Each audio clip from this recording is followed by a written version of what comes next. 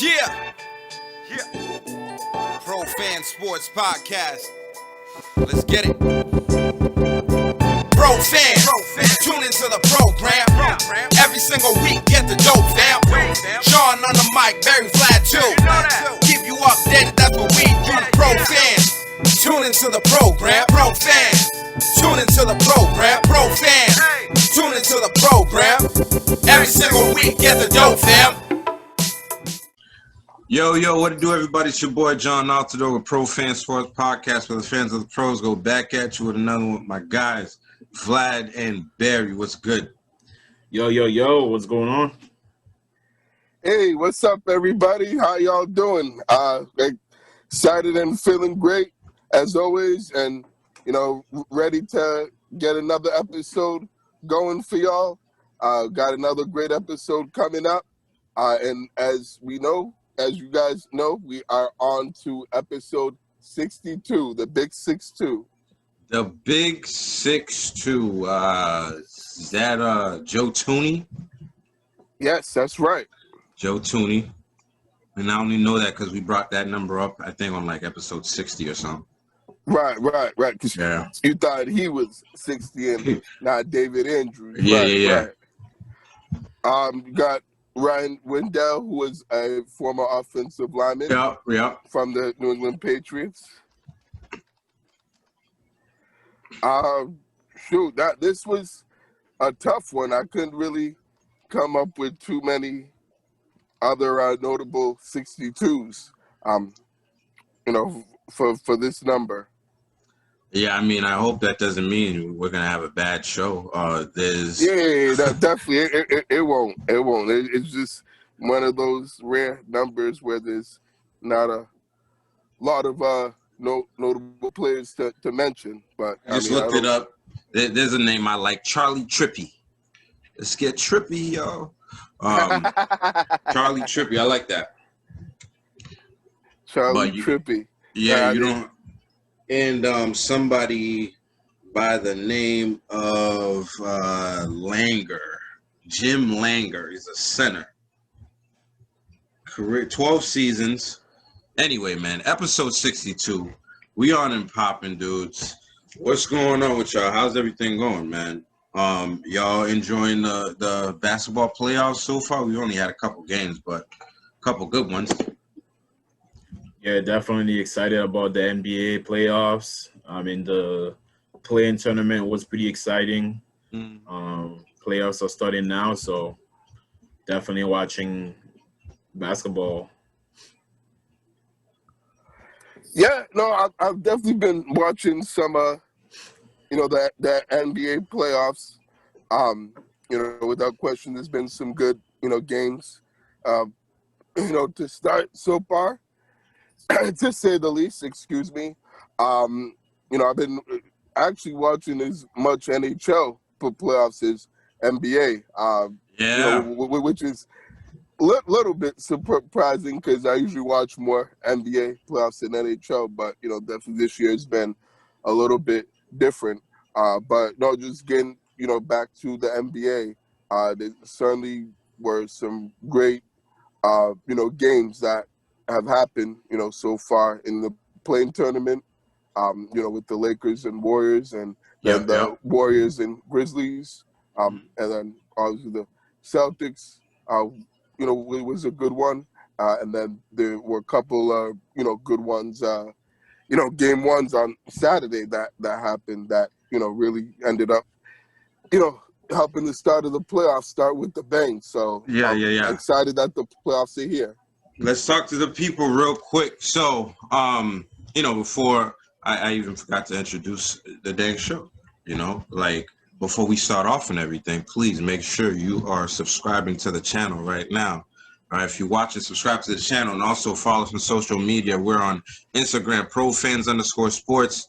We're on Twitter, @profansports. We're on Facebook.com/pro. We're on Facebook.com/profansports. And then, of course, the YouTube.com/profansports. We see Barry's shirt right there. Yes. Always repping. Get your shirt. The vibes. That's right. Get your gear. Redbubble.com/profansports. That's it. Got all Redbubble. the gear on deck for y'all. So get your gear for the summer. Get your T-shirts and your tank tops and I gotta whatever get a your tank top. favorite summer gear is. You know, we got it all on there. So Yeah, somebody told me we got to get some hats. I got to get some hats going. So yeah, someone I'm told working me on that that. too. I'm Someone working told me on that we that. got to get some snapbacks. Yeah, snapbacks. I need some snapbacks myself. Right, You know? and we should get the snapbacks customized for us, the ones that we end up getting for Pro Fan Sports. Like we should have our name on the side, each one of our names on the side and stuff. I think that'd be pretty dope. That'd be awesome. Yeah, you should I know do I'm some gonna do research that and with find mine. out. Oh, Yeah, I know how yeah. to do it. I know how to get that done. I just have to go out and do it. That's pretty Yes, much sir. what it is. We drop every Tuesday morning. Make sure you're catching the podcast every Tuesday. Any platform, just write us in. We're in there, Pro Fan Sports Podcast. And our videos drop every Wednesday on YouTube. Shout outs to Vlad for taking care of the videos. And what Barry was talking about, some NBA news. We're going to start with the NBA. Of course, we got the NFL, MLB, NHL as well. But in the NBA, the Lakers, since the last time we had the pod, you know, because this is a weekly podcast, we'll tell you what happened, you know, the last week. The Lakers beat Golden State to get the 7th seed, you know, and they're facing the Phoenix Suns now, who are number 2. You know, it's kind of weird because it's kind of like they switch positions, right? I think the Lakers are in the position that a lot of people thought the Suns would be, you know, because they probably thought the Lakers was going to lead the West like they did last year. The Celtics beat the Wizards to take the number 7 seed and will face Brooklyn Nets, which they did on Saturday night. The Grizzlies defeated Golden State, which was kind of crazy to me. To actually Definitely. kick Steph Curry, you know, out of the playoff picture. You know what I'm saying? And right now, Steph Curry is actually one of the, you know, MVP candidates, right? With that right there, no, which he's definitely deserving, without question. Okay, that's the question. Does Steph Curry deserve to be the MVP of the league? Well, the MVP is seasonal. It's for the season. It's not for the playoffs. So I don't think we can put in what happened to them in the playing tournament as far as like the MVP goes. I personally don't think Steph is the MVP.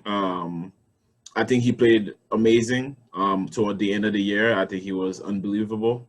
But I just think, like we talked about it last week, I think I pick Embiid to be the MVP candidate. But I still think, hey, if you think he deserves it, you still vote for him, because at the end of the day, like, the MVP is the MVP of the season, not for the playoffs. So I still think he deserves the votes that he's getting.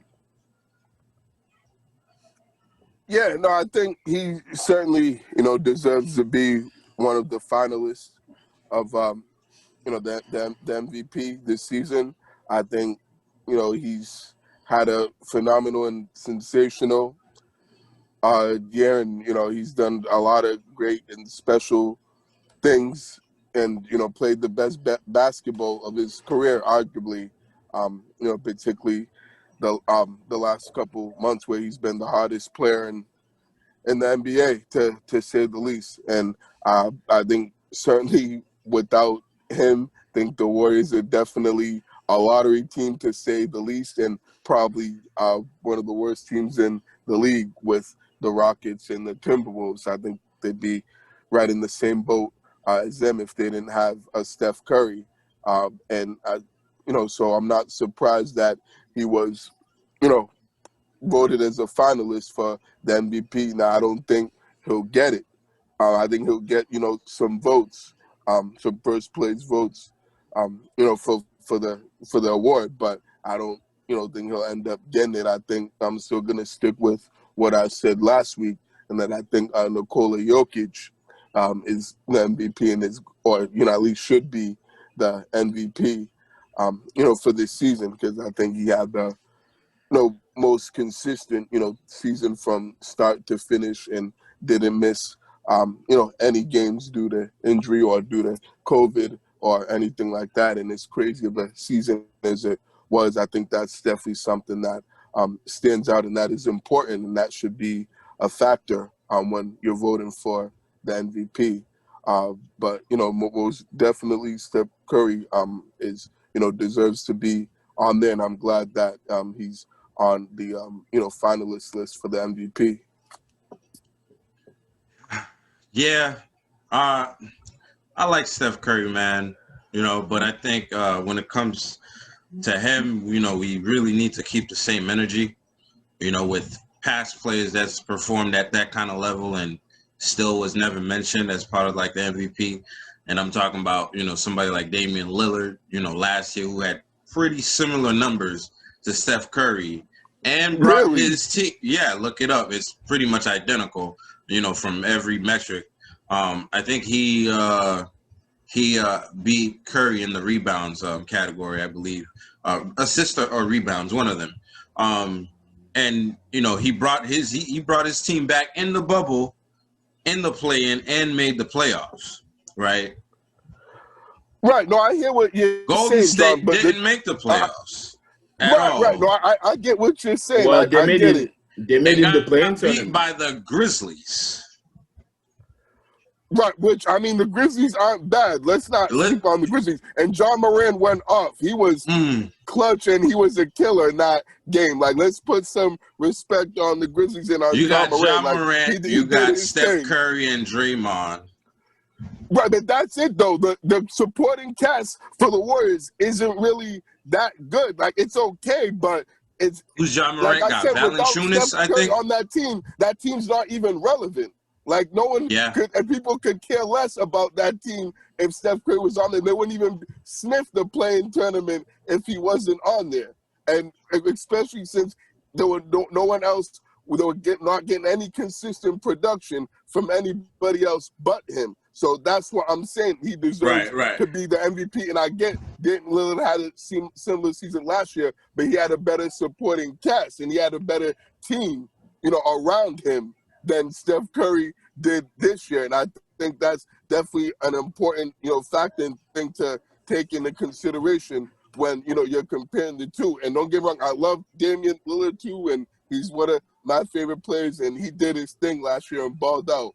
But I think people are, Steph Curry's getting more credit and more praise for this just because, like I said, the lack of talent that he's, doing this with, and he's doing it without Klay Thompson, which is his right-hand man, his wingman, his splash brother. And they really didn't have a second option. I think it's kind of like a consistent second. I think it's kind of funny, like the narratives. The with McCollum. I think it's like the narratives between like Steph Curry and LeBron James. Because like if LeBron James was in Steph Curry's position, we'd be fucking killing him. You know what I'm saying? And Steph Curry, he's like the golden child to me. You know what I'm saying? Like, it's pretty much like whatever he does, he's going to get the spotlight.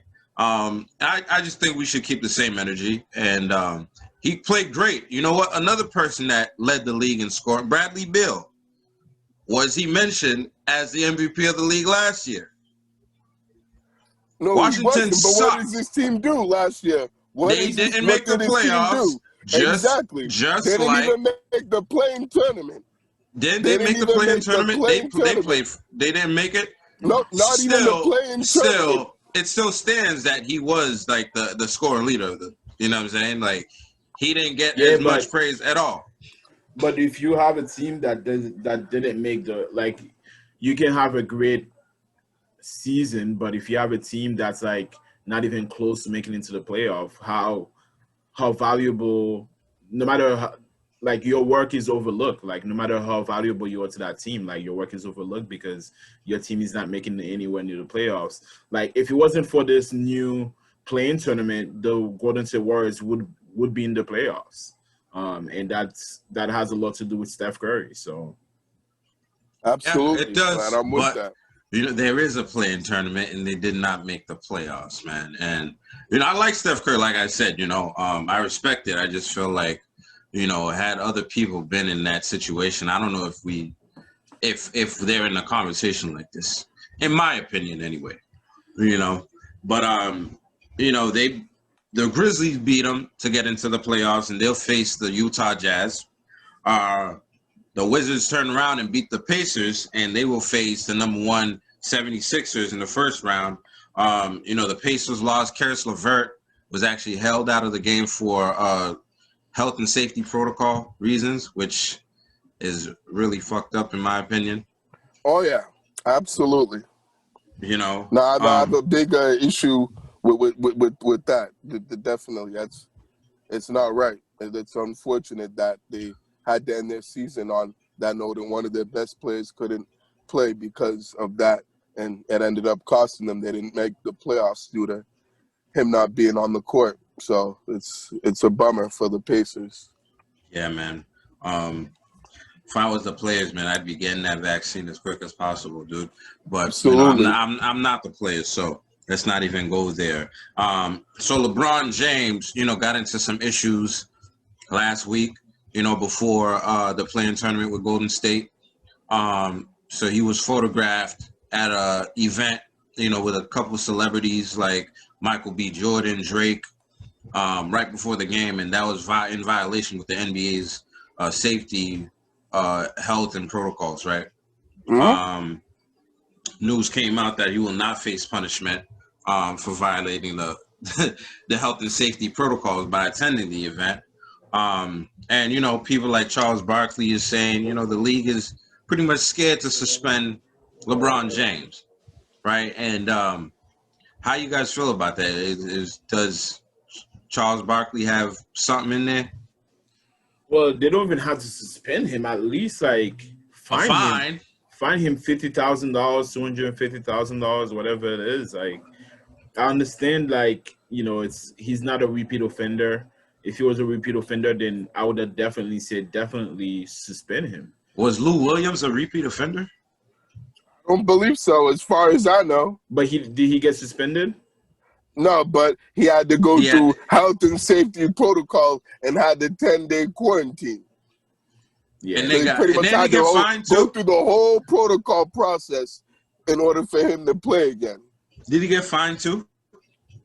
He might have. He might have got that. I feel like he was fined. So. I think they did give him a fine. That's correct. That sounds about right. Yeah, and Kwame Brown brought that up too. We'll talk about Kwame Brown in a second. We save that for later because we got a whole lot to get with Kwame Brown. But go ahead, Vlad. Were you finished or? Yeah, I think that he should definitely, whatever the rules are for breaking the health and safety protocols, as he should be subject to those. I know the first offense is definitely not suspension. It's probably just money. But that at least has to be done. And I don't know if he's vaccinated, but there's more to the story. Apparently, this gathering was because LeBron was launching some type of business, some type of new business endeavor that he was going to be part of. So they had a little, a little shindig, Right, Barry, and you I were know going to say exactly something? what it was. So apparently, it was an event for his new tequila brand that he just recently came out with.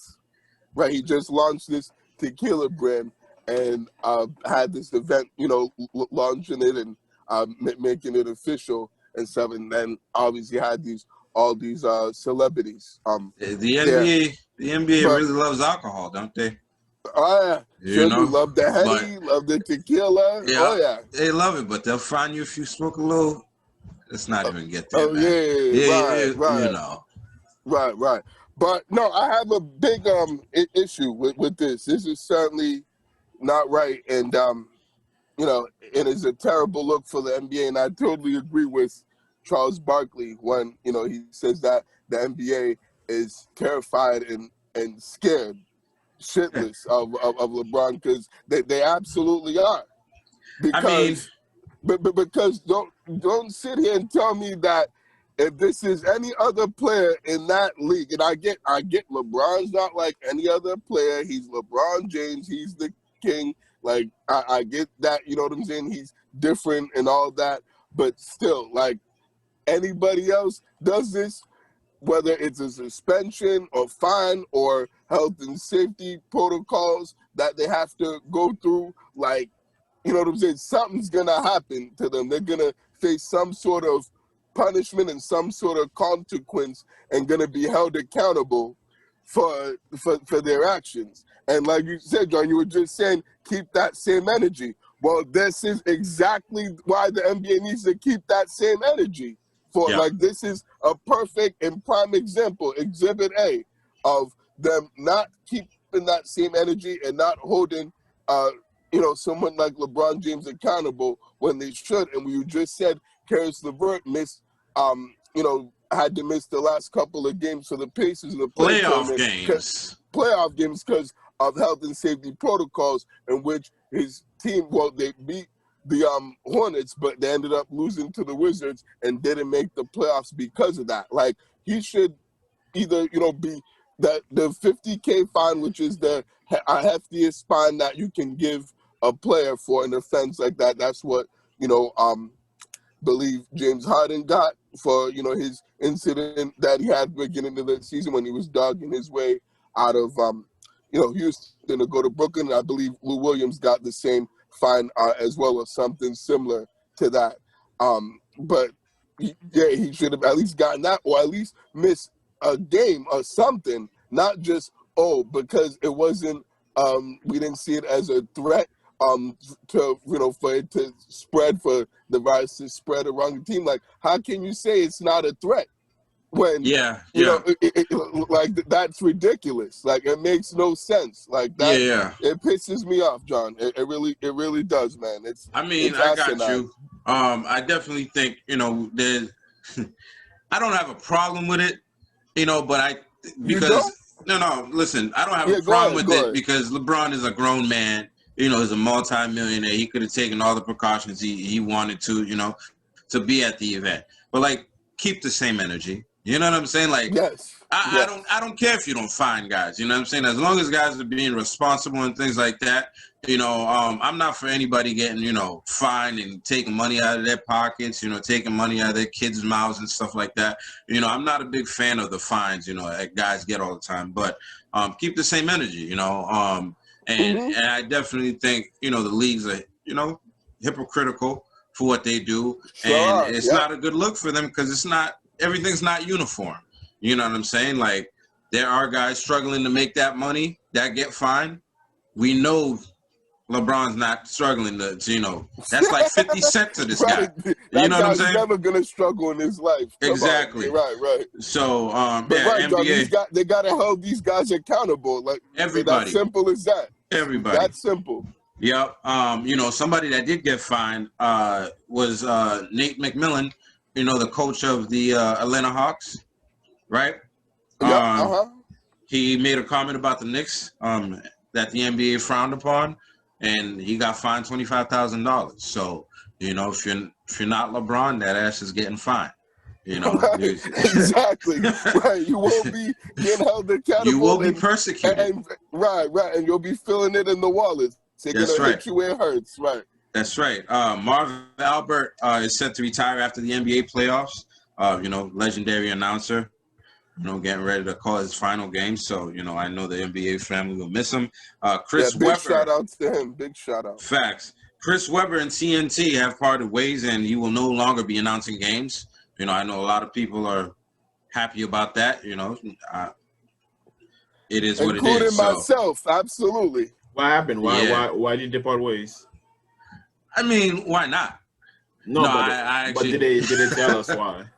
I know it's crazy because I was trying to find that out, and they never really it wasn't disclosed with the reason. Right, exactly. They never, announced and came out and said why he got they just mutually parted ways.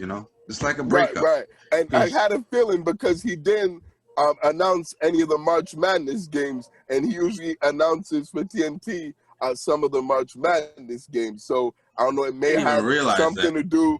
Yeah, it may have something to do with that. Who knows? But I mean, I'm certainly not. I'm certainly happy about that, and don't mind him not being with TNT because there's a lot more better announcers with TNT than Chris Webber that I enjoy listening to when I watch games on TNT. Yeah, man. So, Chris Webber, so long, I'm sure he's going to end up somewhere. And Yeah, he'll be all right. I'm sure he'll find another gig or find another job in basketball. So, yes, he'll sir. be good.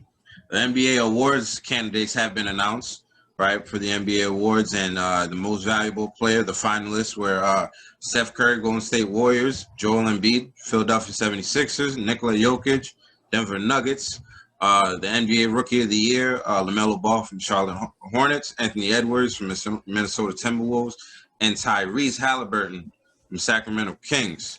The Defensive Player of the Year candidates are Rudy Gobert, Utah Jazz, Draymond Green, Golden State Warriors, and Ben Simmons, Philadelphia 76ers, all guys that we actually mentioned. I don't know if we mentioned Draymond Green. Yeah, we messed up on that. Yeah.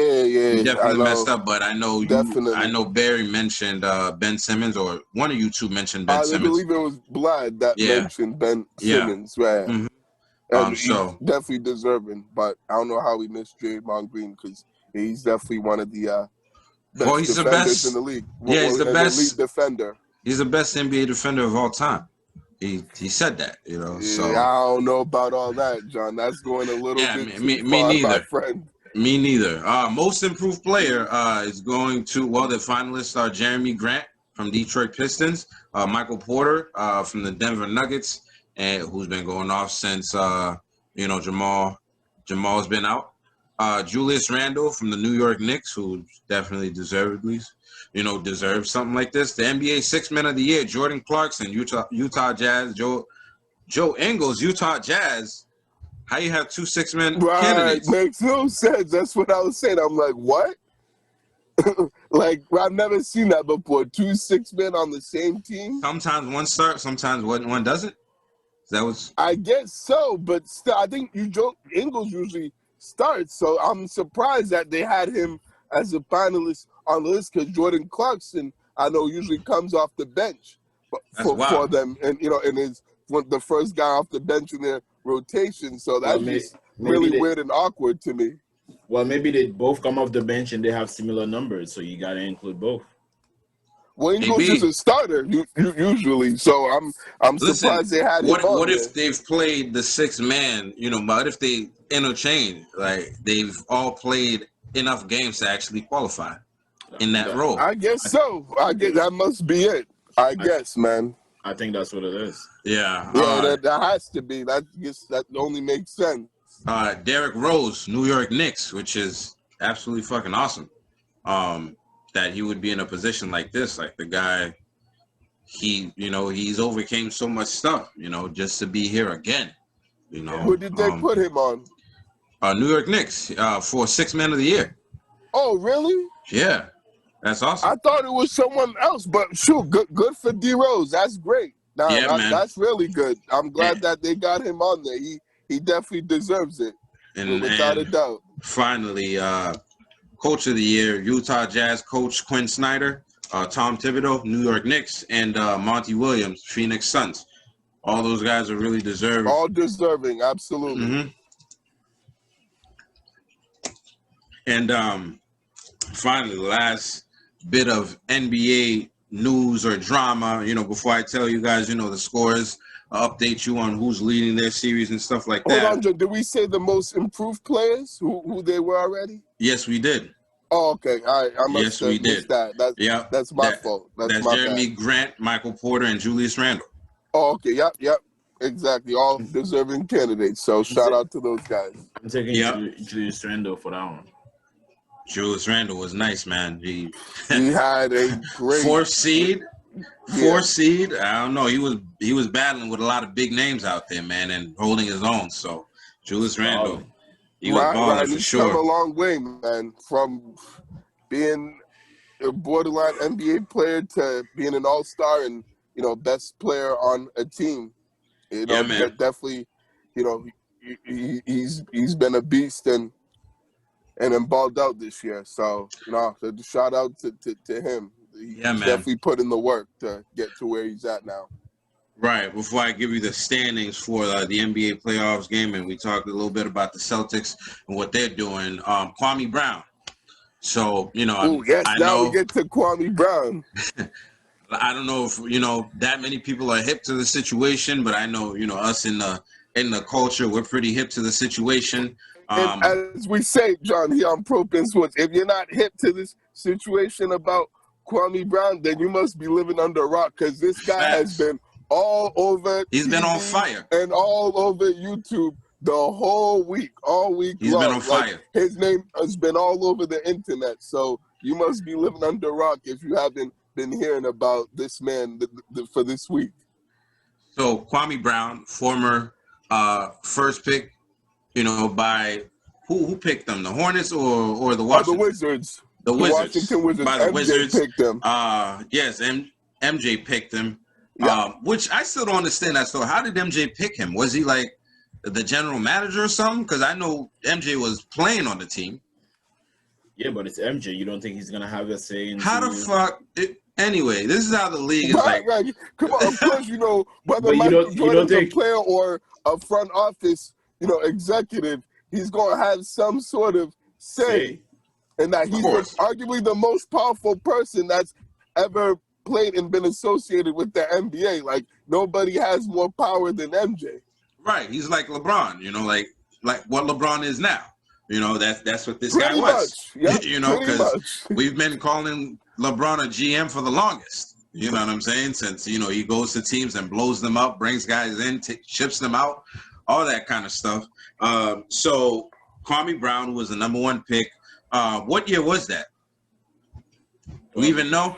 Probably 2002, 2000. Probably it was like the early 2000s.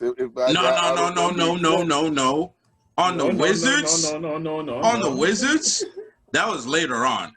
Because I believe in 96, 97, Michael Jordan was still on the Bulls, wasn't he? Was it 99? It was in the 2000s, I believe. That's what we said. We said 2002, 2003. Right, early 2000s. Is that what you said? Right. That's what we just said. Okay, yeah, you were saying that. I don't know what I thought there. I was probably. I don't know what you. I don't know what. Right, you know what? What you were hearing, man. You good, bro? Anyway, I don't know. You know, he was picked in the 2001 draft. There we go. All right. 01. There we go. 01. So, and you know, he was picked by the Wizards, and he didn't have the greatest, you know, career, you know, because he had high expectations, and we know what they do with number one draft picks. If you're the number one draft pick, you're expected to take the, you know, take the franchise to, you know, the next level, or be one of the best players in the league. And well, at least in that draft, being the best player. Right. And Kwame wasn't that, you know, and I think for, you know, he had a 12-year NBA career, and the whole time we never heard the guy speak. You know, we heard a lot of people shitting on him, and I think we're all guilty of thinking Kwame Brown was a bust, right? Right. Tell me I'm lying. No, we are. That's true. Because I know I thought it. The media, especially Stephen A., has a lot to do with that.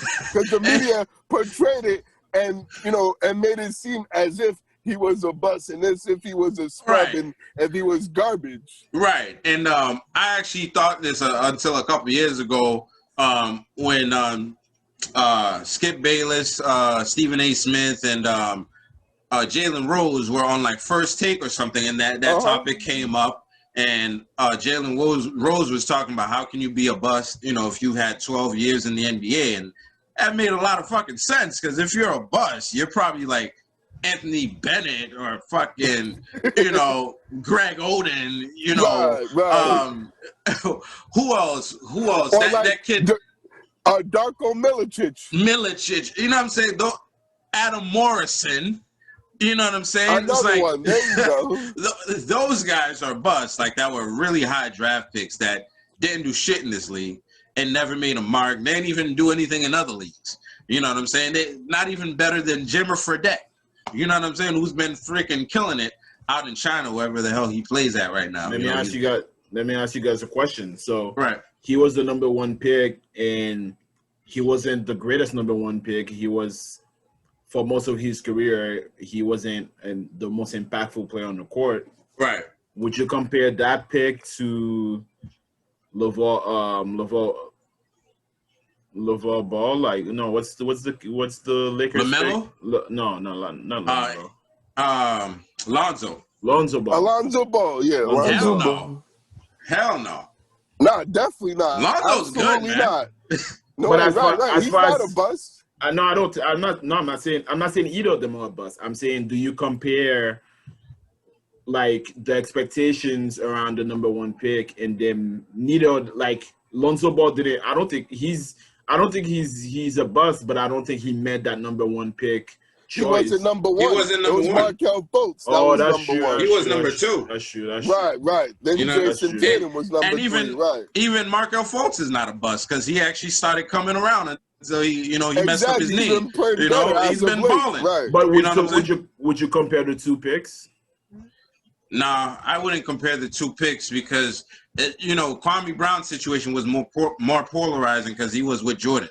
You know what I'm saying? And like the spotlight was on him a bit more than the other guys. Lonzo Ball went to the Lakers who had nobody at the time, and then LeBron pulled up.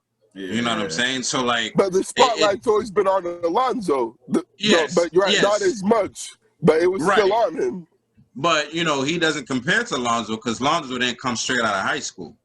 Kwame Brown came straight out of high school, into the NBA where clearly you have some to learn, the situation. You have to learn your position because guys have to grow into, look at Giannis. God forbid if they brought Giannis in to be what he is now. The first year he started playing, he'd probably be a wreck right now if you put that kind of pressure on him. So, back to Kwame Brown like that, that's the way his career was going.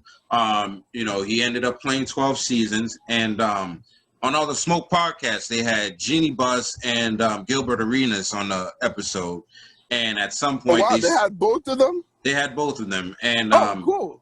At some point, Jeannie Buss was explaining some kind of situation, and Matt Barnes brought up Kwame Brown.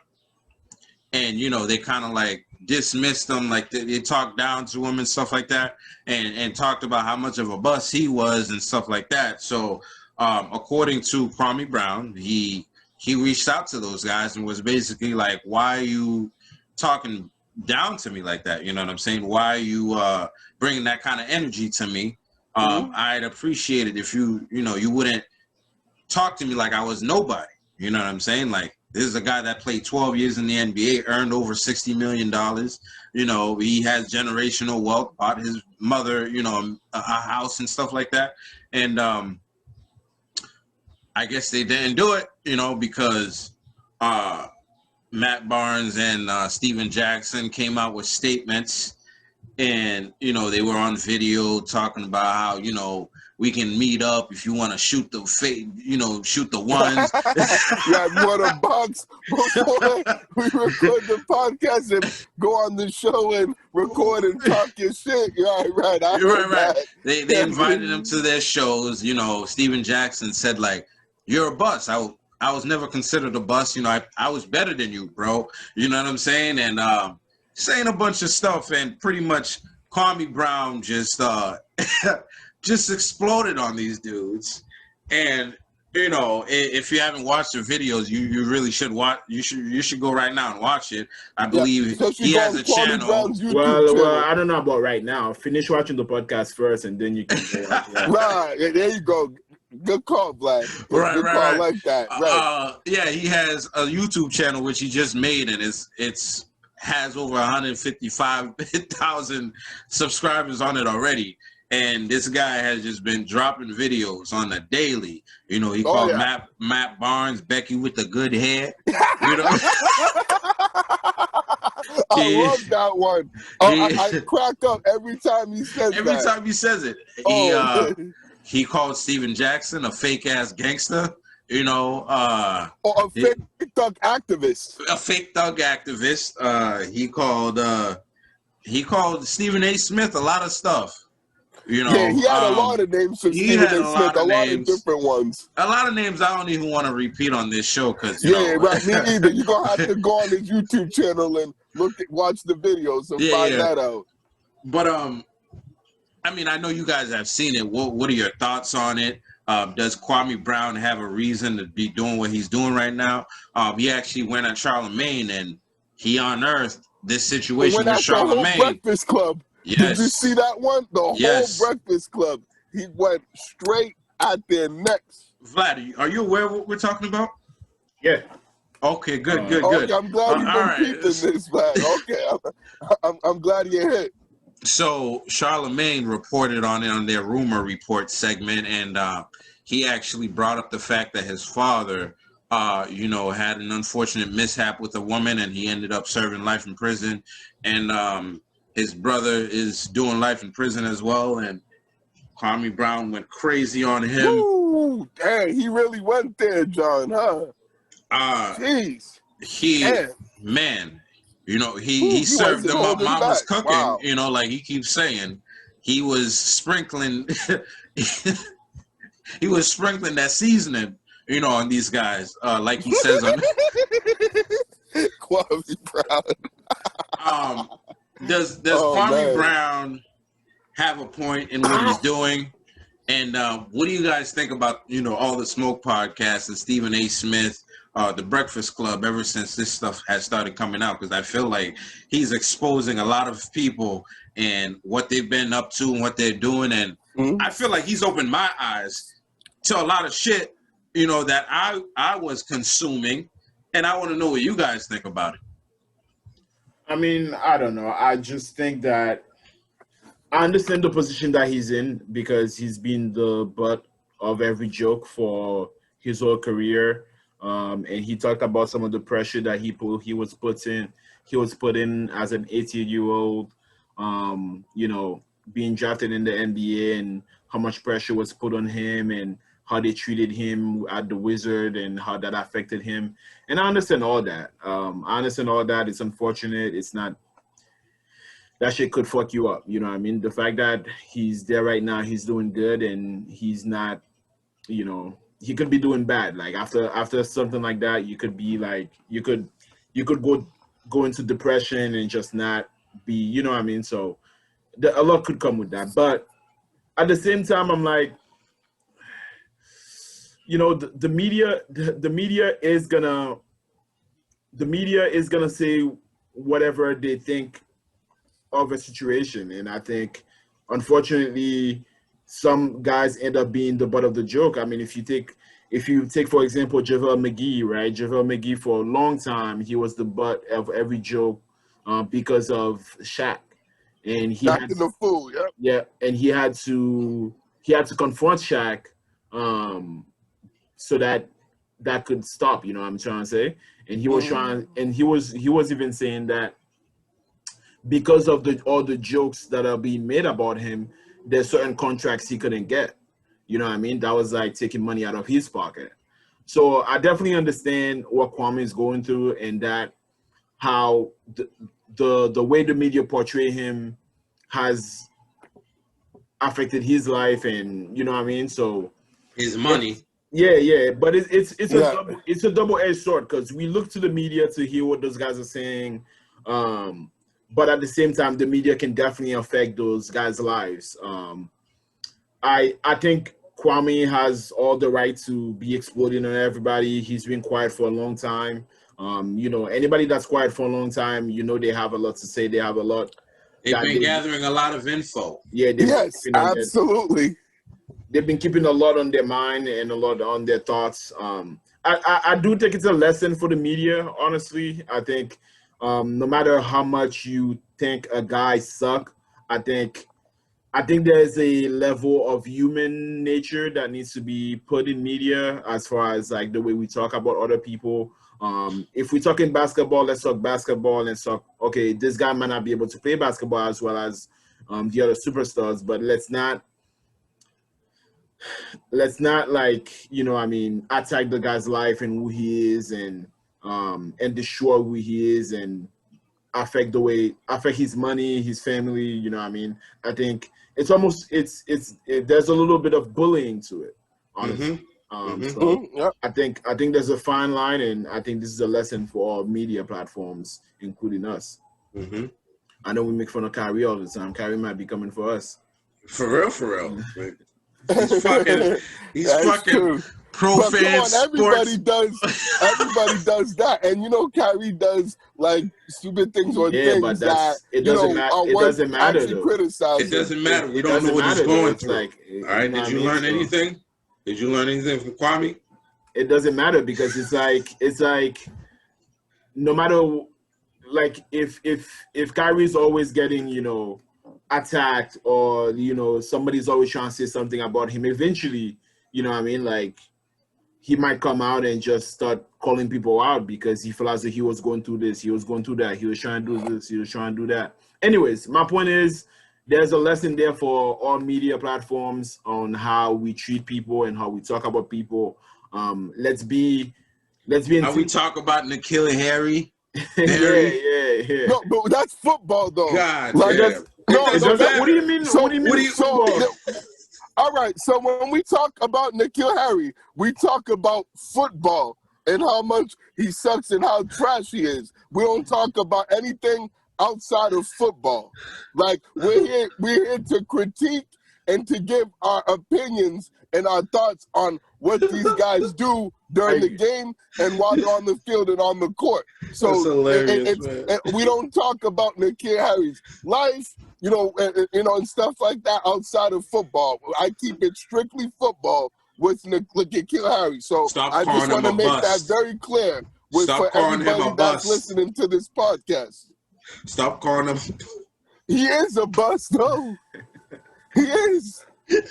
But at least we're talking football, and I get what you're saying, like that we shouldn't personally attack, you know, someone's life outside of the sport that they play, which I definitely agree with, because as a man, you shouldn't be doing that to another man. You shouldn't be talking down about another man's life and and trying to talk trash about his own personal life, because everybody goes through different shit in their life.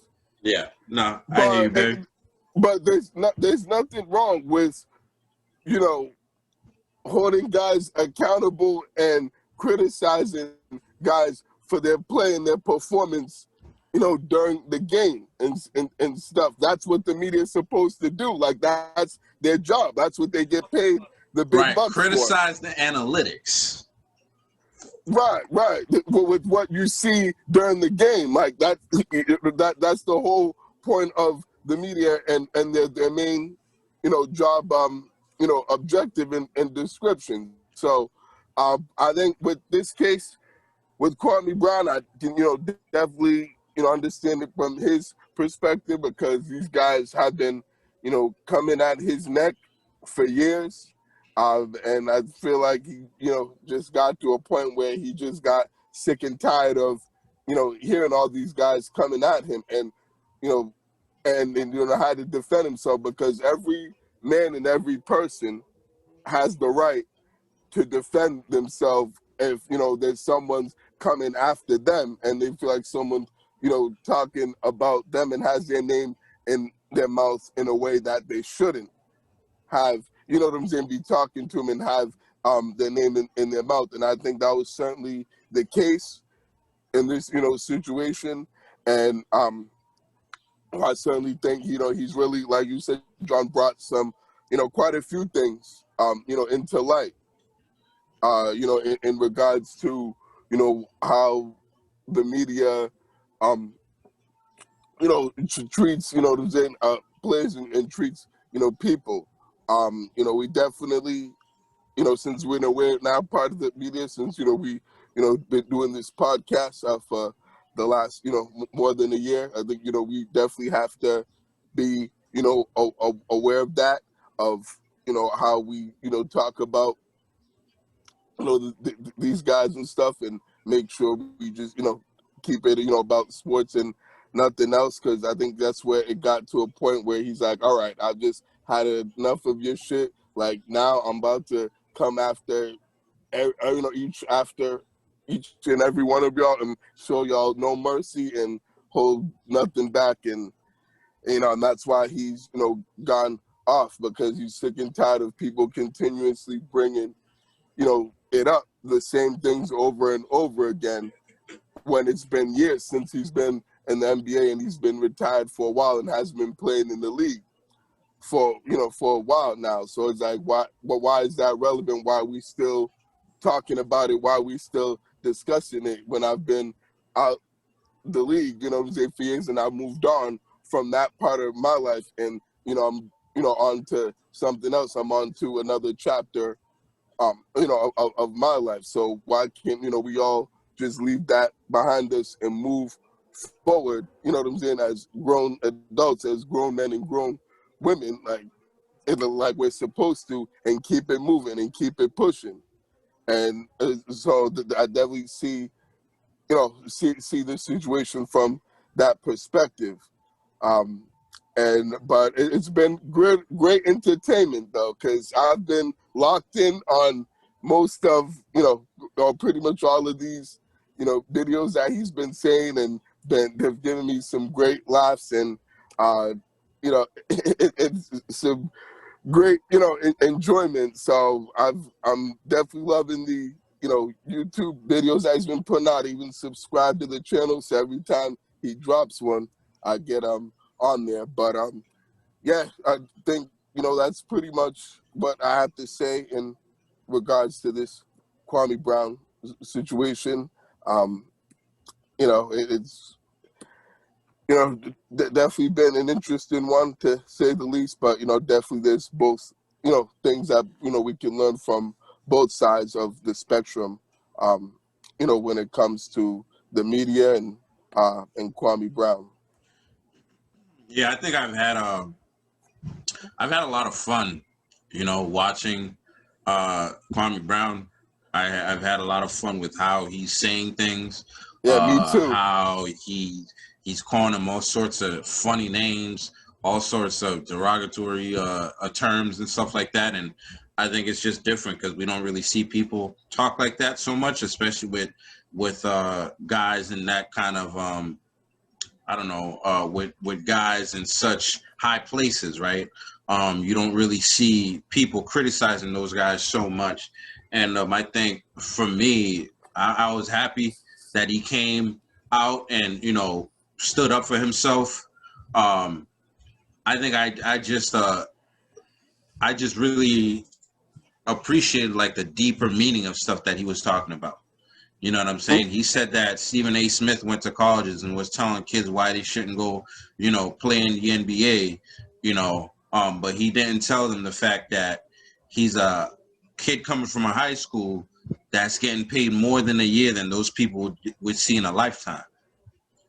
He said these people, they focused on the negativity instead of telling kids that they can do it. You know what I'm saying? He questioned the fact that, these guys toured around in colleges discouraging kids to go straight into the NBA when, him and other people did. And he knew that other kids following him would actually get to come into the NBA and change their families' lives, right? He talked about how he bought his mother a house at 18 years old, that there's a lot of guys at 18 years old, they're sleeping on their mother's couches. You know what I'm saying? He talked about real life stuff. And he talked about how the media is so negative when it comes to a lot of things. And I appreciated the point he made about Deshaun Watson, and how he's on the news all the time about this alleged stuff. And the kid that actually beat up the black girl in Seattle, we don't even know his name. I don't even know his name. Do you guys remember his name? We reported on it, but I don't remember his name because they spent so little time actually on that guy. And it opened my eyes to like what the media is doing. He talked about how he's a bust, but Brian Scalabrine is the white mamba. What the fuck did Brian Scalabrine do in the league? Oh man, really kind of come out Scal like that, huh? No. I mean, we love Scal, but what the fuck did he ever do in this league? Well, it's just different expectations, though. Different expectations, but right, because Scal wasn't the number one pick, and the point still stands. Drafted. The point still stands. You know what I'm saying? Like Adam Morrison was drafted high. They never talk about him. We don't even know what this guy's doing right now. You know what I'm he's saying? doing So now. He's announcing games for Gonzaga. look at For that. Gonzaga college basketball. You know what I'm saying? And the only way I knew that was because of this past March Madness, when Gonzaga made the national championship and and lost to Baylor. Yeah, so for me, I just appreciated like his deeper points, you know, into what's really going on and how, you know, the media attacks certain groups and, talking about, you know, how they attack a lot of black men, you know, especially, you know, in high places and things like that. And it made me think a lot, you know. I don't want to spend too much more time on there, but if you get a chance, go, you know, check out Kwame Brown and some of the stuff he's saying, you know, and it's really like, those quiet guys, those are guys you really don't want to mess with because those are the most dangerous one. You know, the quiet people definitely the most dangerous, you know, and the ones you should fear the most. The Breakfast Club, that's not even about sports, I think might get canceled after all this stuff that's coming out. Like, I don't know if you guys know. I'd be surprised if they're still able to do shows after this. Right. The stuff about Charlemagne, the person that's involved in that case, their parent actually came out. And, you know, it's a whole thing now, and people might get canceled. And, you know, like all the Smoke podcasts, you know, Steven Jackson came out and said he was nothing. Like, you're just a bust. And he's like, look at how you talk about a man. You know what I'm saying? And to me, it's like, whoa, man, you're getting into some deep stuff that is going to cause some people to lose some money, man. He talked about the fact that him and DeAndre Jordan had similar stats, and DeAndre Jordan got a $60 million contract and he got a $7 million contract based on what the media was saying about him, which to me is like eye-opener, man. You know, it's telling. It's definitely, you know, that says a lot, to say the least. I think just one thing I really didn't like about Kwame Brown was saying was how he was attacking Matt Barnes' personal life. Oh, I loved it. But we just said that we shouldn't be criticizing another man's personal life. All right, but if you're gonna stuff like, you know, and so like, I see you haven't been right. watching, you know, because he said, "Hey, I gave you guys the chance to talk to me on the phone, and all you had to do was apologize." And they brought his family situation into this stuff, a person they work with. So now you got to destroy him. And listen, I don't blame him for anything he's saying. And, you know, Matt Barnes, that shit is funny to me. And it's like, you should probably shut up. You know what I'm saying? Because, you know, the stuff you're saying. Like, exactly. Like, if I were you, I would issue an apology and please move on from this because you're getting destroyed. Both y'all getting destroyed. And they should announce it on their podcast, on all the Smoke podcasts. You know, like we should have never said your name. Like, take your L and move on, because if you don't, this guy's gonna keep exposing stuff and, you know, talking to you and making you look terrible. So I hope their shows can survive after this, because I think all the Smoke podcasts is good, but definitely Breakfast Club, I think their days are they're good, but they're gonna lose a lot of fans, you know, because of this situation right here. We can't really say any more about Kwame Brown because, you know, we could talk forever about him. Yeah, we said it all pretty much. NBA playoff picture, man. You know, we should have talked about this a long time ago. Milwaukee faces Miami. Number 3, Milwaukee faces number 6, Miami. Number 3, number 1, 76ers faces that number 8 Wizards. Number 4, New York Knicks faces Atlanta. Number 2, Brooklyn faces the Celtics. In the West, Utah Jazz versus the Grizzlies. Number 1, Utah Jazz versus the number 8 Grizzlies. Number 3, Denver Nuggets versus number 6 Portland. Number 2, Phoenix versus number 7 Lakers. So right now, Milwaukee is leading the series. Well, what do you call it? The playoff? Yeah, playoff series. You right? said that right. They're leading the series 1-0. They won in overtime over Miami, and the Clippers are 1-0 over. I mean, the Mavericks. Dallas are 1-0 over number 3 Clippers, who are avoiding the Lakers. No, that's the 4-5 matchup. Yes. The 4-5 matchup is the Clippers and the Mavs, and the 3-6 is the Portland and the Nuggets. That's right. That's the 4-5. Clippers versus the Mavericks. Mavs beat them 1-0. which was very surprising. And all the rest of the games should be happening on Sunday. So we'll update you guys. The Wizards lost to the 76ers, so the 76ers are leading that series 1-0. The Lakers are playing the Suns right now. As we are recording, the Suns are up by 4. Are leading the Lakers. So I mean, the playoffs is starting off like it should, with the seedings, except for the Clippers. So the Celtics lost. They're 0-1, right? From the Brooklyn Nets, right? Yep.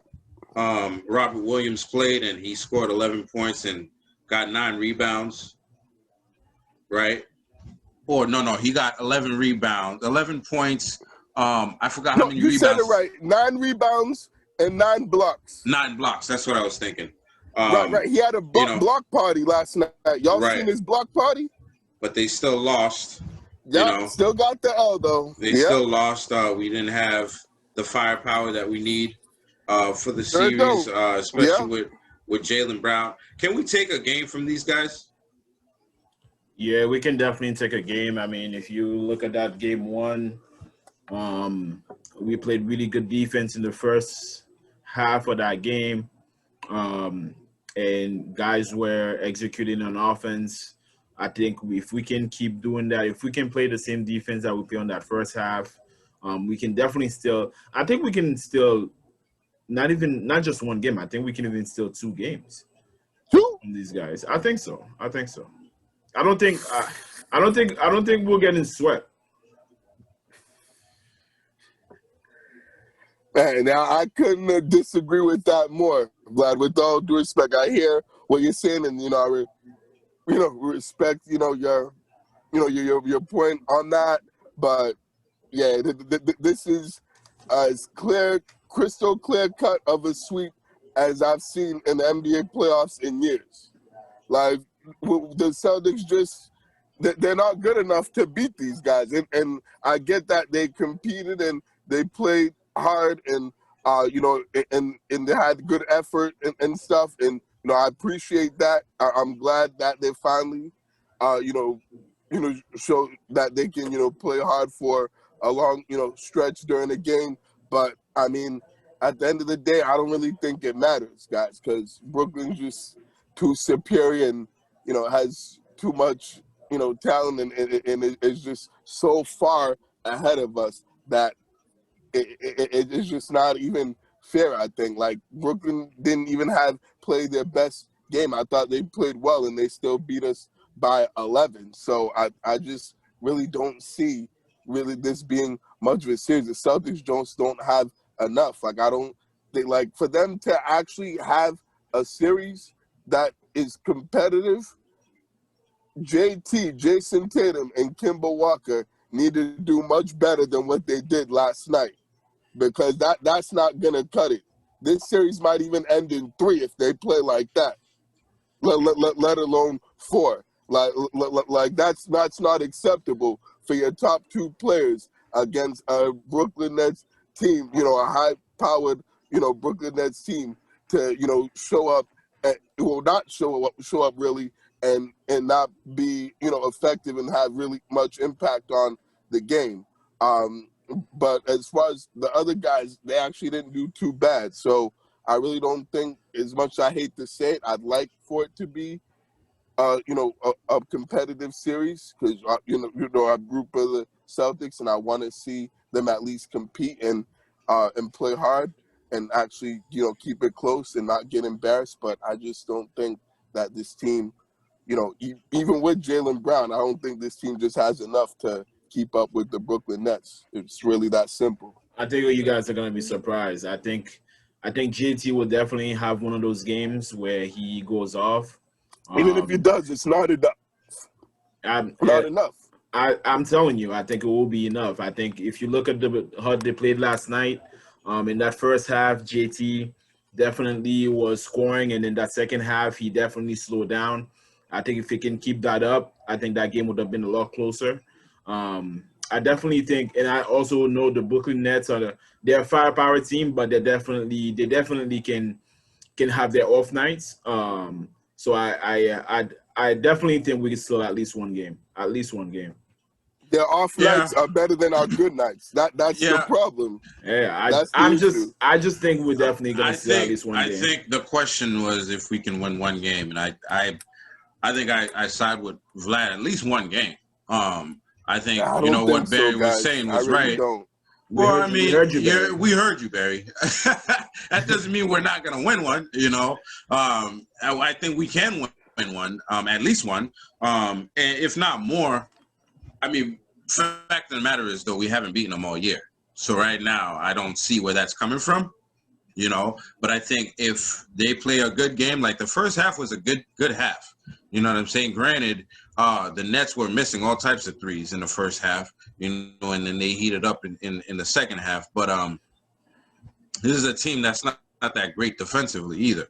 So I think, definitely if Jason Tatum doesn't disappear in the second half and Kemba Walker doesn't score. What did he score? 13 points, I believe. I think 15. I think that was it. I think, that's all. 5-50, 16 shooting. Right. What do we do know this game? Max player. Are you saying Jason Tatum's not a max player? No, I'm talking about Kemba Walker. Oh, Kemba Walker? About JT. Hey, listen, man. Kemba Walker's been off all season. I don't think there's been a consistent performance time all season for Kemba. He has a game good and then a game off. I think he played the last two games he's played, before the play-in were like the best games he's played all season. You know what I'm saying? I think he dropped like 32 points in one of those games. So that was the best he's played all season. But I think we can definitely win one. I don't think we're going to we're not going to win the series. Like, something catastrophic really has to happen. They'll be lucky if they win a game. They'll be even lucky. Right, but I think they can win a game. With everything. I don't know about that. We'll see. Right, Barry. With everything that's going on, what do you guys have your predictions for the first round? Right. So we got Milwaukee versus Miami. Who takes this series? I got. Wow. I really like Miami. I'm more of a fan of Miami than I am a fan of Milwaukee. I do think Milwaukee has what it takes to get rid of Miami, but I'm gonna pick the Heat. Barry, who you got? Milwaukee or Miami? Milwaukee. Okay. Milwaukee in 6. Cool. All right. Now we got Clippers versus Mavericks. Who we got here? Mavericks 1-0 right now. Well, I didn't even pick. I think Miami too, just because Jimmy Butler had a terrible game yesterday, and they still had to win that thing in overtime. And they did it last year. He was 4 for 22. That was insane. They did it last year. He shot the ball that bad. So I think they got grit and they got everything to be able to beat Milwaukee. And I still don't believe in Mike Budenholzer. So Miami. Oh yeah, I don't believe in that guy. Of course, nobody believes in that guy. Right. Clippers, exactly. The most overrated head coach in the league. Hands Clippers down. versus Mavericks. Vlad. I'm gonna take the Clippers. Barry. Clippers, this series will be a lot closer than you think. I wouldn't be surprised if they push this to 7, but I'll say Clippers in 6. I'm going to say Clippers as well, just because the Mavs don't really stay healthy too much. But I'm concerned about the Clippers, though. They need to get it together. Yeah. 76ers versus the Wizards. Sixers. Yeah, I'll say Sixers and 5 games. I think the Wizards will get 1, but Sixers and 5. I say Sixers sweep. New York Knicks versus Atlanta. Knicks. Say the Knicks in 5. New York Knicks. I say Knicks too. Utah Jazz versus the Grizzlies. Utah. Yep, Utah as well. Utah on 5. Yeah, Utah. For me. Okay. Nuggets versus Portland. Number 3, Nuggets versus number 6, Portland. Who we got? Portland. Yeah, I'd agree with that. The Portland Trailblazers. Oh, they're gonna beat your MVP, Barry? Yep, that's right. They sure are. They don't have Jamal Murray. So, unfortunately, the MVP is going to go down in the first round, unfortunately. But I think definitely Portland's a much better team and will win this series. I'll say Denver for this one. Really? Yeah. Okay. Phoenix versus Lakers. That's a hard one. Is it? Yeah, is it really? Well, you guys. I know who I'm picking. You know who you're picking, Vlad? The Lakers better win that. Phoenix Suns in 7 games. I'm gonna take the Lakers just because LeBron hasn't lost in the first round his whole career. I don't believe so. I'm gonna take that, and then lastly, Brooklyn Nets versus the Celtics. Why you do that, man? That's I don't know. Sorry, guys. I'm sorry. It was just a natural reaction. I texted my boy last night. I told him Celtics in 3. But I think the Nets will beat our ass. Are they sweeping? No, I told you already. Okay, just making sure now. Just making sure. Yeah, you already know how I feel. Nets is sweeping. yeah. Sweep. I'm hoping Celtics shock the world, but I'm gonna take the Nets. All right, that's You thought I was gonna pick the Celtics? No, I'm gonna pick the Nets, man. And the Celtics, their next game is on Tuesday, right? May 25th. Yep. Tuesday, May 25th at 7:30. Yeah, 25th. That's Yeah, that. Why is it two days in between? I don't know. They're trying to stretch out this series. I noticed that the way they made this schedule, they're trying to stretch it out and make the series longer than it should be. The second game is Tuesday the 25th, and then the third game is Friday the 28th. Like, that's 2 days in between each time. It's for Kemba's knee. Okay. Right, that makes sense. And also the Bruins too. I mean, yeah, they never cared about that before. Well, I'm saying that they have to have the schedules match up. They have to make sure that they're both, you know what I'm saying, that they have their own days at home. Okay. We'll see. But yeah, man. So that's but I don't think it'll make much of a difference anyway, since we're getting swept. So the next games are Tuesday and Friday. We'll update you guys on the next part, of course. Hopefully, we're still in this thing, right? Hopefully. Hopefully. We're gonna pivot and pray. We're gonna pivot into the NFL, man. Tim Tebow officially signed with the Jacksonville Jaguars for the veteran minimum, and will attempt to make the team. At tight end, we're not even going to talk about him because we talk about him enough on this show. Last week, right. I'm not going to waste my time.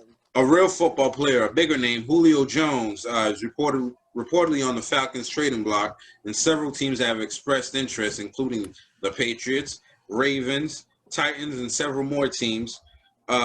Joe Burrow has been cleared to get back on the field. His knee surgeon says he is all systems go.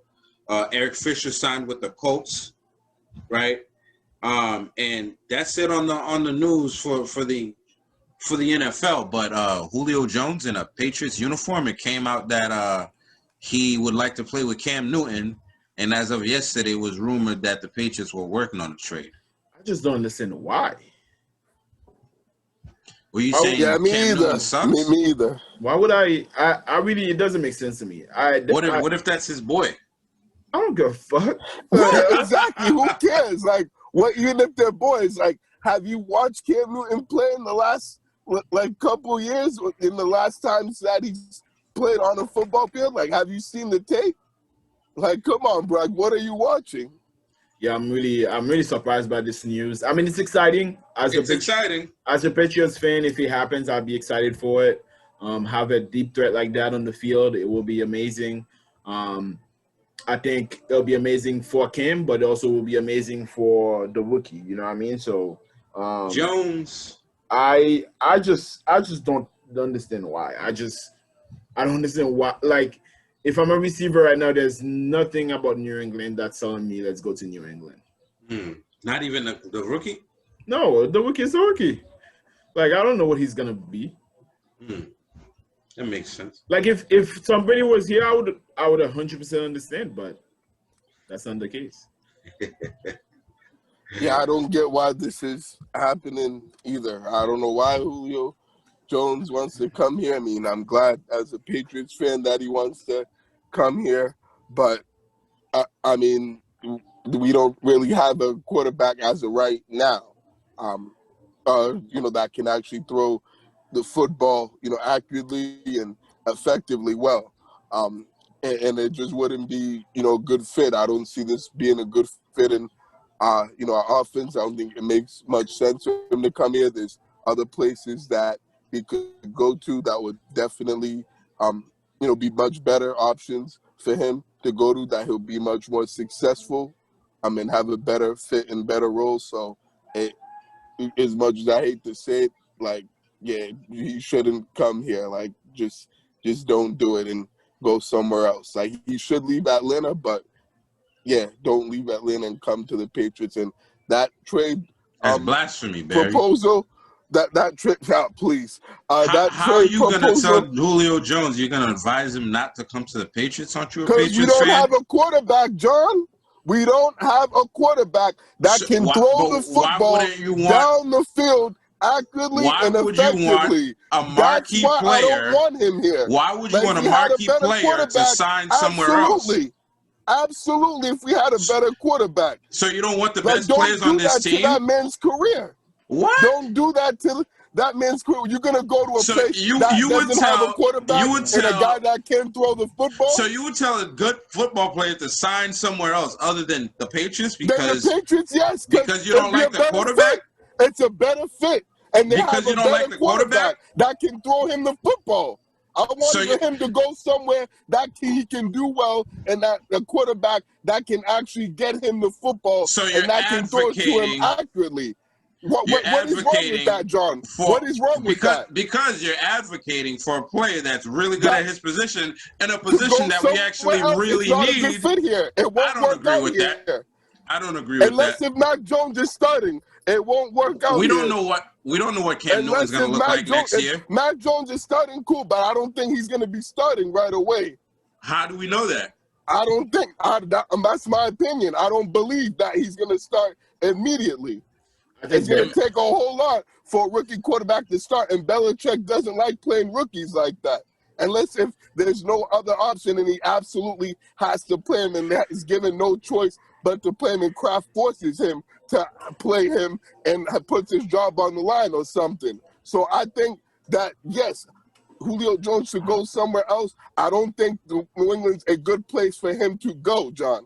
I don't see an issue with me saying that. New England's not a good place for him to go. I don't think it's a good fit. I'll never agree for a top-tier player to not come to New England because we don't know what happens next offseason.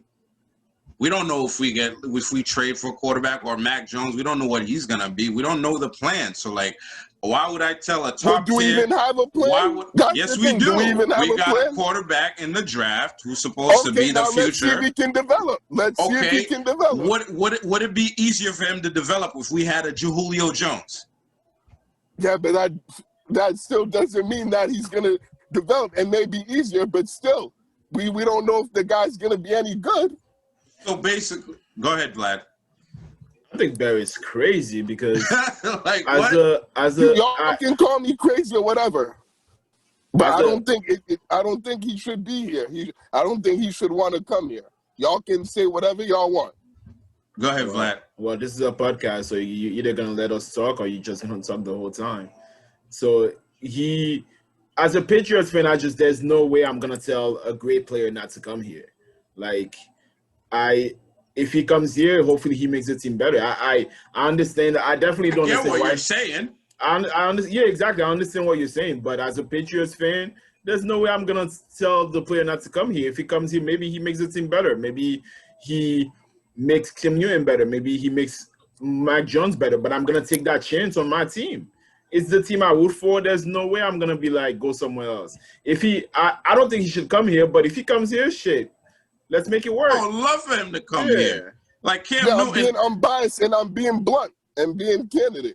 And that's from an unbiased perspective. Well, I'm not. As a fan, I would never tell Julio Jones not to come here. Like, there's there's just no way I'm telling him. We have a shitty quarterback situation. Listen, he's a grown man in the NFL. If he chooses to come to New England for whatever that reason may be, and he knows what the quarterback is, I'm gonna accept him with open arms. Listen. All I'm saying is I would never advocate for a good player to not come to New England. You know what I'm saying? That's all I'm saying. I get exactly what you're saying. Like, we don't have the best quarterback, but we just drafted one who's like, to make it easier on the guy. Like, look at a Tom Brady when he first started in 2001, 2002. He didn't have the best arm, but he could actually, complete some passes. We had some good receivers that were able to help him out. If we have that, we already have Julio Jones who picks up. Mac Jones, who picks up the playbook, fast as he can, and he actually makes it on the field. Why wouldn't I want a top guy to actually help him develop in this league? So that's where I'm coming from. Any more thoughts? Yeah, I just think that he's, as great as Julio Jones is, I think the best years are behind him. And I think he's on the decline. He's past his prime. He's getting older. He's starting to, accumulate more injuries. So, I'm not sure if it'd work out here if he comes. If he comes here, great. But, I wish him the best of luck. But I just don't really think it's I think that there's better options on the table for him than New England. That's all I'm saying. So if Julio comes, you getting a jersey? Will I get his jersey? Yeah. I consider it.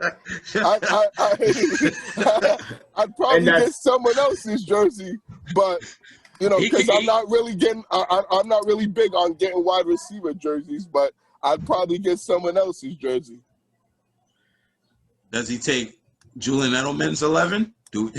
Does Julian Edelman step aside and tell him he can wear his jersey? Well, Julian Edelman doesn't play here anymore, so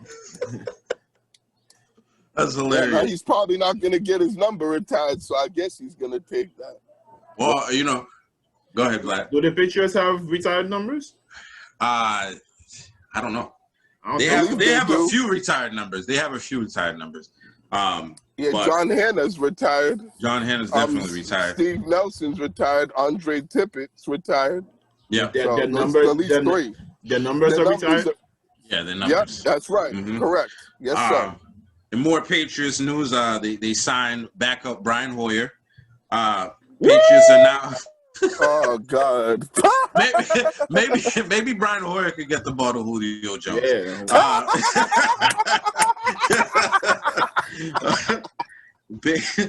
Oh man. Oh boy, that's a good one, John. That's a good one. That's hilarious. Patriots now have a 90-man roster, so a lot of people were wondering why they didn't sign enough guys. Well, now he signed. They've signed 90 guys. Does it make sense for Brian Hoyer to be back here? And what do you guys think that means for the quarterbacks that are on the roster currently? Well, it means that Stidham is out. That's basically what it means. It means that Jones is gonna be coached by Hoyer and getting the playbook done by Hoyer, and Cam is gonna be the starter, and Stidham can see his way out.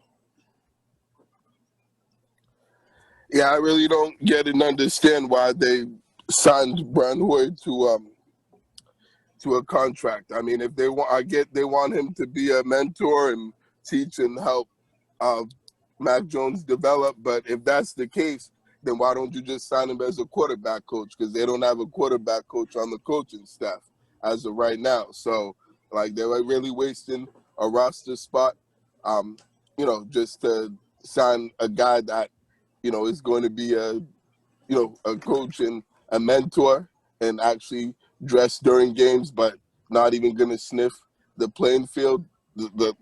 They should just have him as a coach and have him coach, Mac Jones and help him out, to get ready to play, when his time comes. So I really don't get this signing, and because I don't know why all the three quarterbacks that were here last year are back. It really doesn't make sense. To me, we had the worst quarterback room in the NFL last year, and yet again, we brought all those guys back. For what reason, I don't know. But yeah, I definitely don't agree with this signing. But who am I? So we'll see what happens. I think I've heard the quarterback coach argument. I think they signed him to be a backup. You know what I'm saying? Because like you don't know what's gonna happen with Cam Newton, right? Let's say Mac Jones comes in and he actually kills it, and now he has to start. Does Cam Newton want to be a backup? No, he wants to be a starter. You know what I'm saying? Can you imagine him not like, I'm not trying to be a backup here. I need to go somewhere I can play. Then you'd have to send Cam Newton somewhere, right? Jared Stidham, he doesn't want to be a backup. He wants to get in games, right? And apparently the Texans have interest in him. If you can get something for Jared Stidham, Mac Jones comes in and absorbs the playbook, and he's doing the same thing he was doing in college. Stidham gets traded.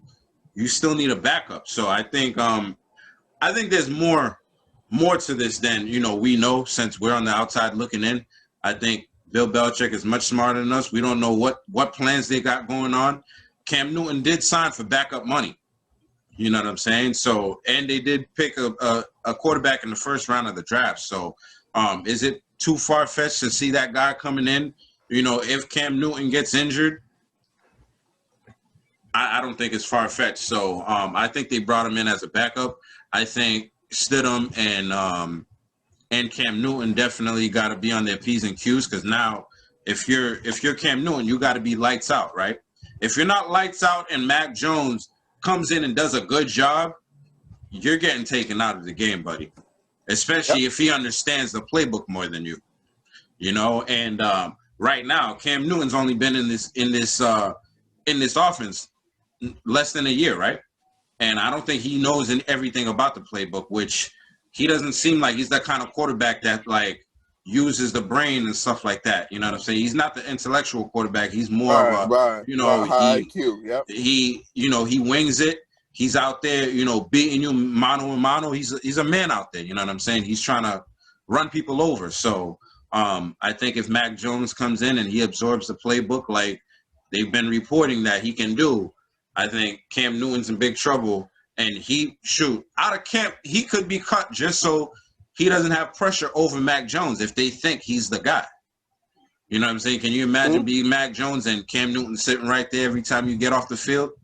That does something. You know what I'm saying? Like you tend to tense up. So like, what if he comes in and plays lights out in the mini camp and in the summer, in the off season, and Cam, they're looking to put him in as the starter is what I'm saying. So definitely, I think there's something to say about Brian Hoyer coming in and teaching Mac Jones the offense, because he is the most experienced guy in the offense outside of McDaniels, and get him along. And if something else happens, then he's here as a backup. He's here as the plan, because we know he knows the playbook. He might suck, but at least he can manage the game a little.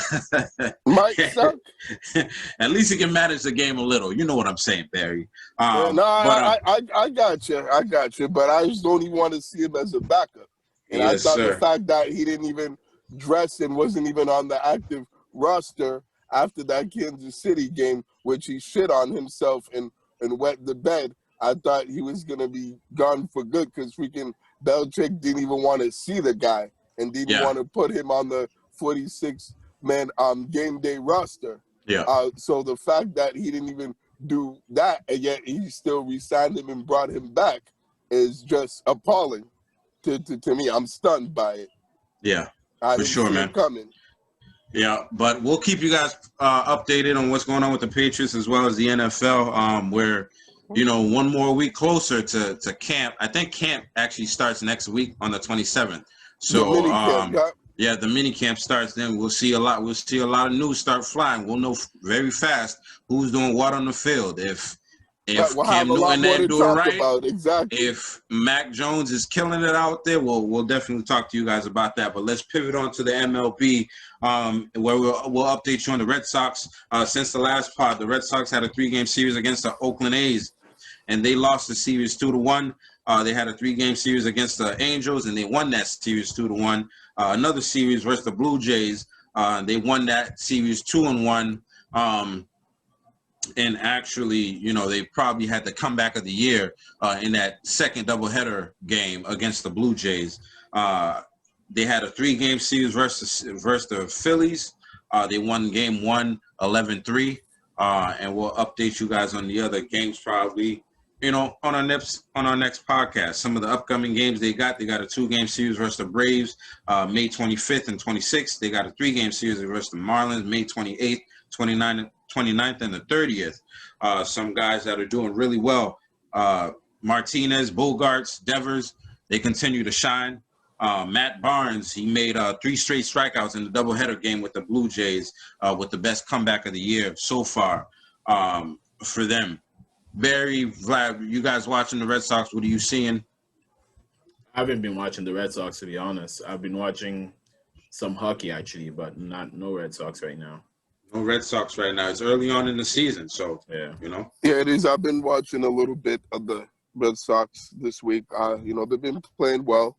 They've been, they've been struggling a little bit, but they're still, finding ways to win games, and they're still, binding and grinding out at bats, and and making the team work for the 27 outs, and I'm definitely seeing some resiliency on their part, especially the game in which they scored 3 runs in the 9th inning to beat the Blue Jays and had the game-winning 2-run home run by Victor Martinez. Not Victor J.D. Martinez.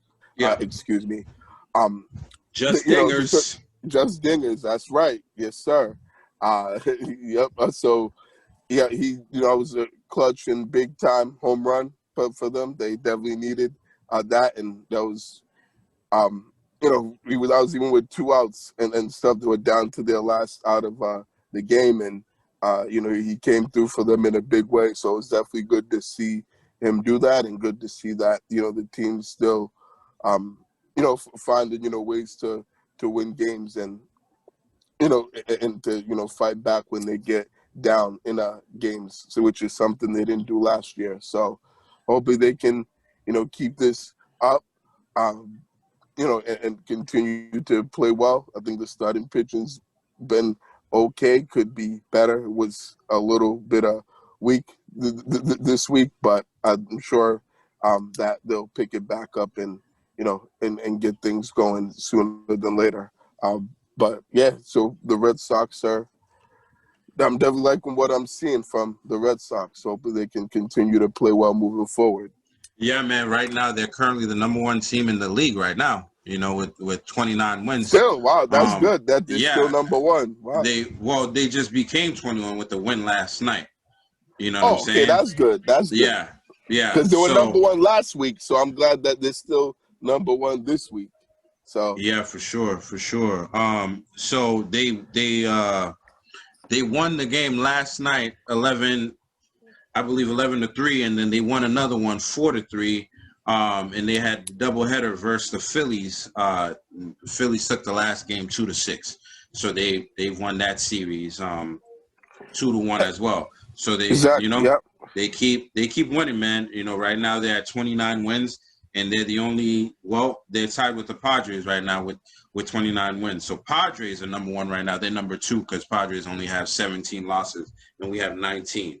But nevertheless, man, You know, this is a team that most people didn't think was going to do anything this year at all, especially with, you know, with the team that we have, with the names that we have. And I think this is I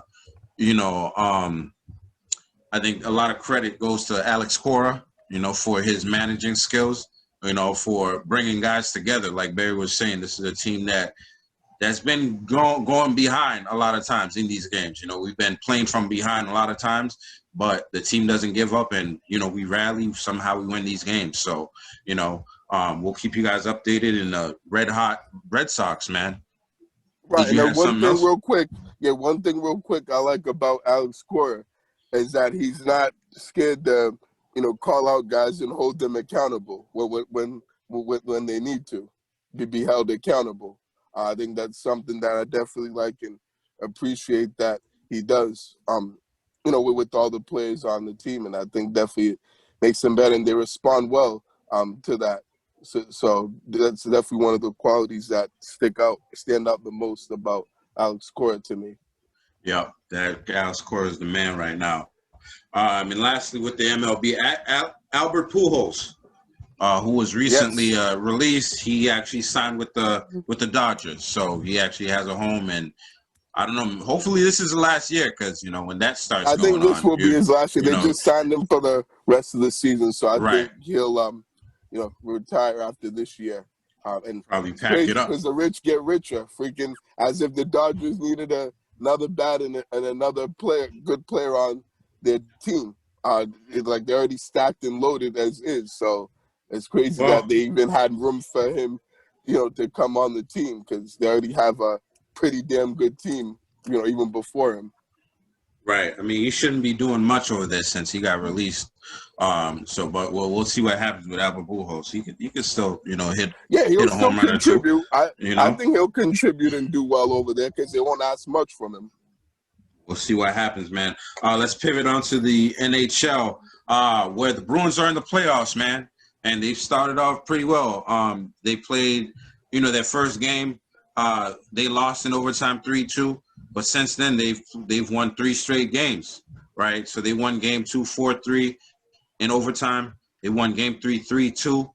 And then they won game 4 4-1. So it seems like they're getting stronger as the series goes along. And the next game will be at 7 p.m. on the 23rd, which is this Sunday as we're recording. So later on today, the game will be going on at 7 p.m. We'll update you guys. Hopefully, you know what? I predicted that they would take the game in 6. They could take it in 5, you know. No, I agree with that, John. I think they will take it in 5 for sure. I like what I'm seeing from this Bruins team. Right. You know, particularly on Friday. So, and I think they've gotten control of the series, and pretty much the Caps are fucked and done at this point. So, yeah, I think the Bruins will close it out in 5 games, and you know, and send the Capitals. Well, keep them home, because they are going to be home. So, right. Yeah. So go Taylor Bruins. Hall and Marchand have been doing their thing, and they're playing great in this series. David Pastrnak, he's been struggling, you know, the last couple. Hopefully he gets his footing under him, and, you know, we get to go into another series and have more of a chance to get back in his groove. But what's going on with him? Well, I don't know, because the thing that I noticed with David Pastrnak, he did play a little bit better in game 4, and he scored a goal on that second goal, which was a nice shot that he had right by the goalie. I think that, you know, he just struggles in the playoffs, particularly against physical teams. And the Capitals, as we've seen in this series, are a very physical team. They check a lot. They, you know what I'm saying? They you know, really, you know what I'm saying? You know that they're definitely gonna, their forechecking is gonna be on point. They, you know, they're gonna hit you in the middle of the ice, as we've seen them do with, you know, players in the series, and they're really going to make you feel uncomfortable. And I think Pastrnak, since he's a little guy, he's not like really a big guy and stuff. I really just think that he can take the physicality, and, you know, when teams Focus you know, on him. yeah, exactly. Right. And I think that the Capitals have certainly done a good job of that in this series. But I just But it's unfortunate because the Capitals are a dirty and bush league team, and they've taken it way out of line and out of proportion.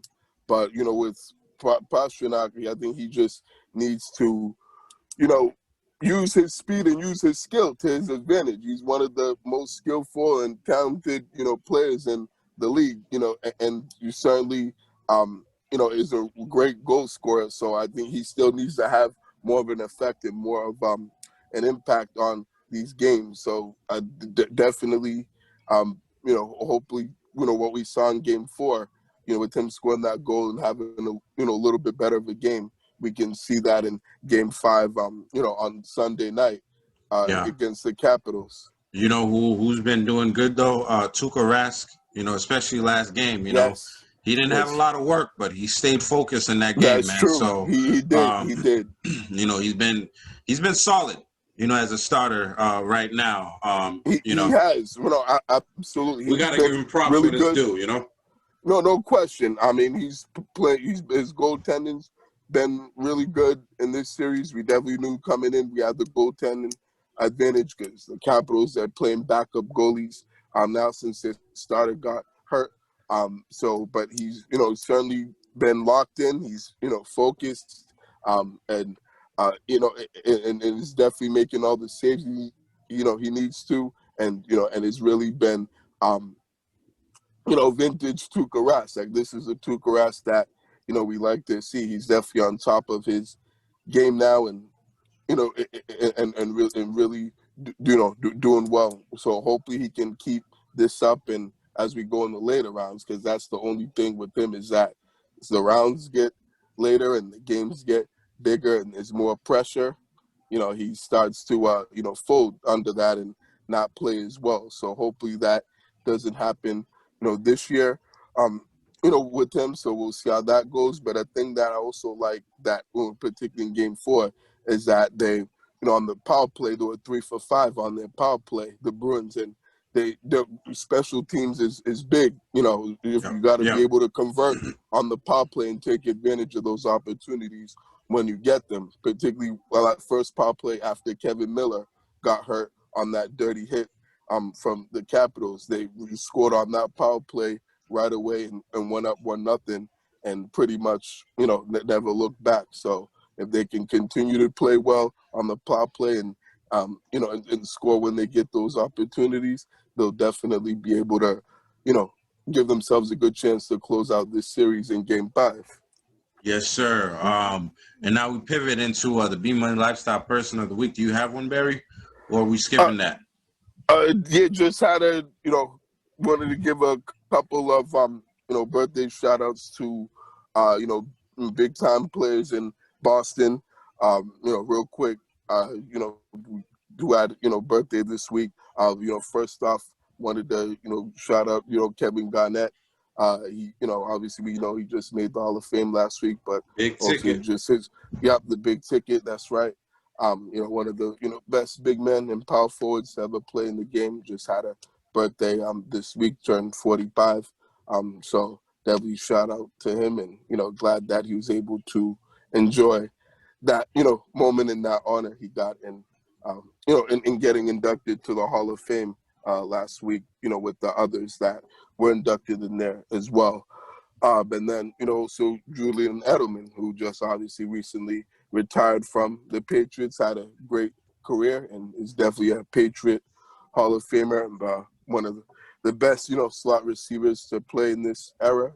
He just had a birthday and just turned 35. So definitely happy birthday to Jules, and they're definitely glad that, he was able to have a great career and able to play well for us, and grateful of everything that he has done and contributed to the Patriots organization in the 12 years that he played with us. So short and quick money lifestyle of the week. Happy birthday to Kevin Garnett and Julian Edelman, and shout out to those guys, and that's definitely that B Money lifestyle.